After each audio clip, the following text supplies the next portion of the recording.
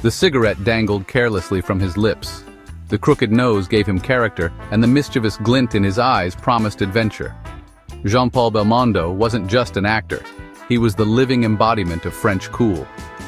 From the smoky streets of Paris in Breathless to death-defying stunts in his 50s, Belmondo's career spanned 6 decades and redefined what it meant to be a leading man. Born April 9, 1933, in the affluent Parisian suburb of Neuilly-sur-Seine, young Jean-Paul was the rebellious son of renowned sculptor Paul Belmondo. That famous broken nose?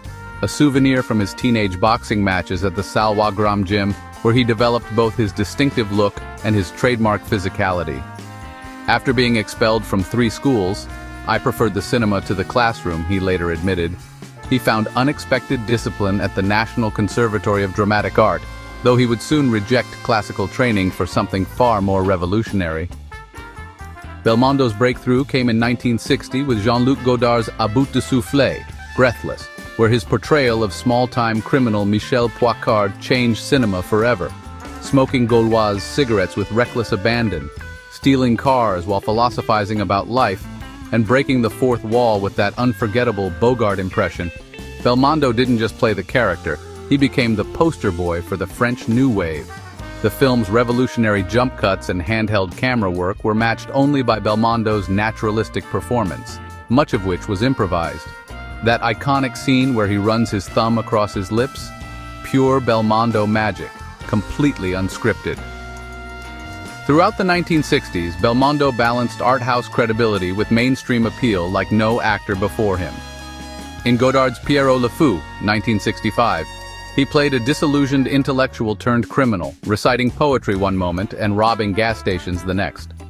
For Cartouche, 1962, he transformed into an 18th century rogue, performing his own sword fights with athletic grace.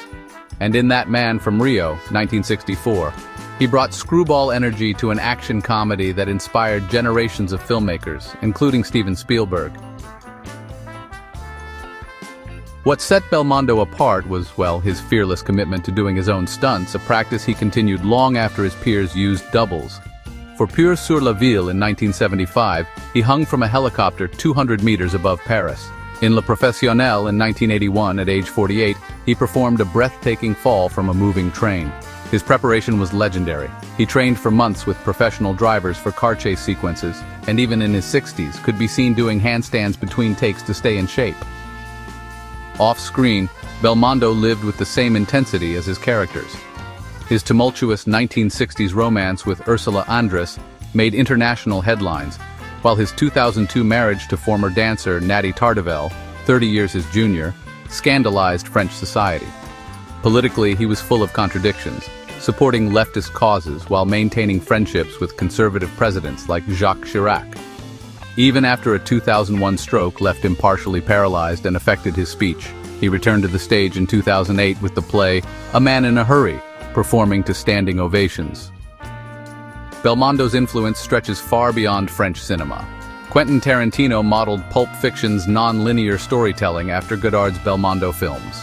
The Mission Impossible franchise owes much to his practical stunt work, and every brooding anti-hero from Ryan Gosling to Oscar Isaac carries a bit of Belmondo's DNA. When he passed away on September 6, 2021 at age 88, France declared a national day of mourning. President Emmanuel Macron called him the sovereign of the cool, while fans lined the streets of Paris to pay tribute.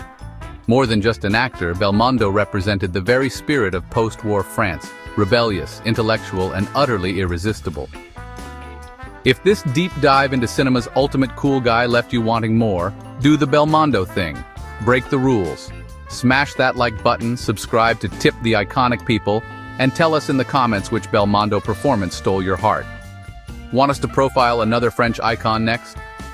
Let us know, and remember, as Babel proved every day of his extraordinary life, true style isn't about perfection, it's about passion.